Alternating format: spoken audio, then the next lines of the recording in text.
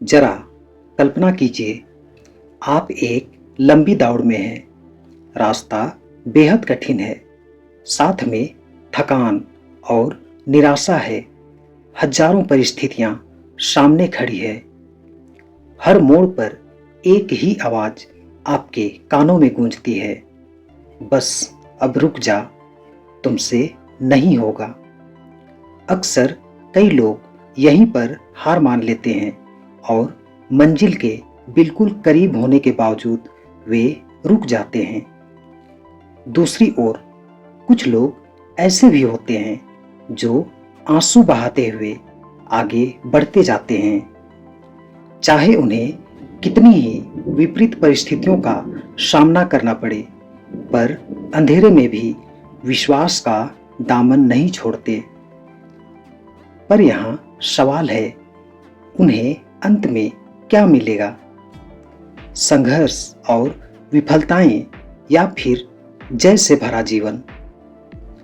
Bible इस विषय पर एक चमका देने वाला रहस्य खोलती है।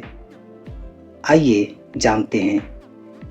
जो अंत तक धीरज धरे रहते हैं, परिस्थितियों से नहीं घबराते और विश्वास से चलते हैं, जो गिर कर भी नहीं घबराते पर फिर से उठ खड़े होते हैं और लगातार अपने मंजिल की ओर बढ़ते जाते हैं। उनके लिए परमेश्वर की ओर से एक ऐसा उपहार रखा गया है जो बिल्कुल भी साधारण नहीं है, बल्कि वह तो सोने और चांदी से भी बढ़कर है। उसे आपसे कोई नहीं छीन सकता, क्योंकि लिखा है, धन्य है वह मनुष्य जो परीक्षा में स्थिर रहता है, क्योंकि वह खरा निकलकर जीवन का वह मुकुट पाएगा जिसकी प्रतिज्ञा परमेश्वर ने अपने प्रेम रखने वालों से की है। याकूब 1:12।